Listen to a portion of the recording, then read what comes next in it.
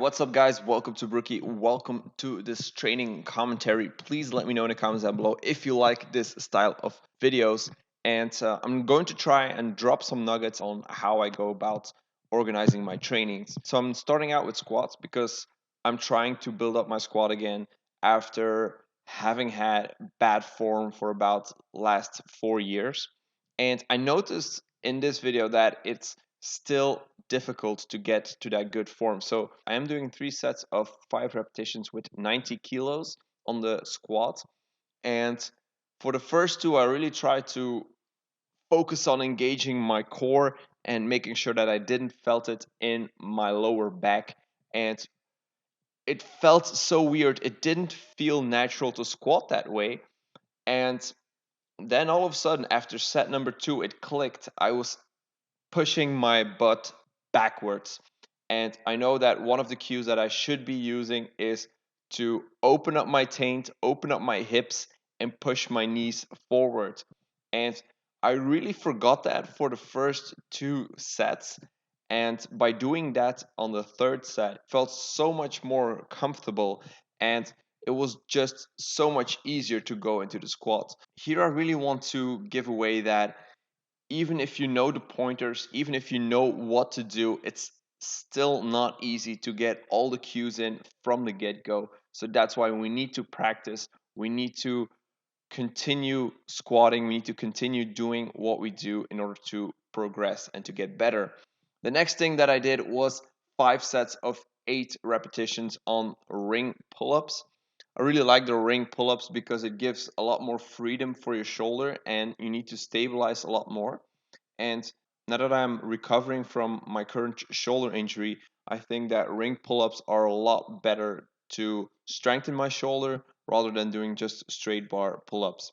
I supersetted this with some dumbbell bench press.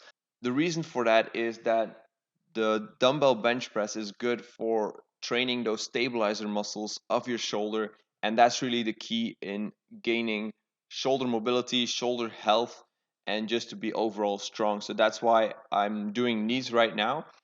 I'm doing this with the power blocks, and they seem to do all right. They are great, even though they look like loaves of bread.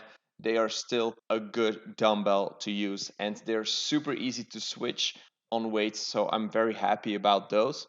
In the meantime, my girlfriend was doing chin ups, and I just wanted to show you because I'm very proud of her. She's doing now assisted chin ups with 20 kilos of assistance.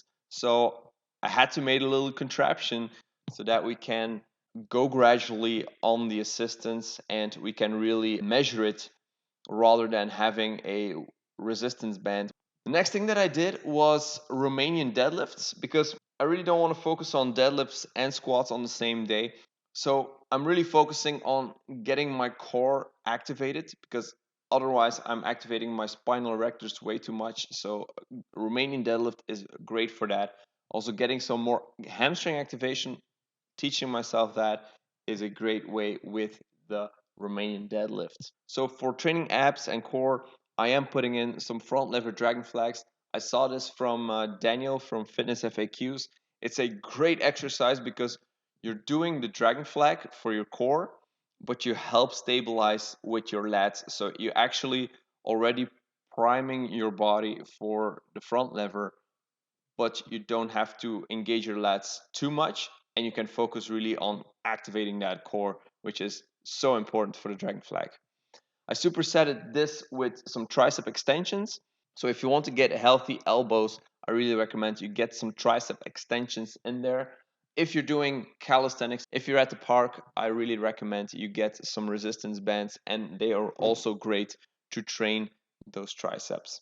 Last but not least, I don't want you to forget those face pulls because face pulls are so important for shoulder stability and just retraction strength.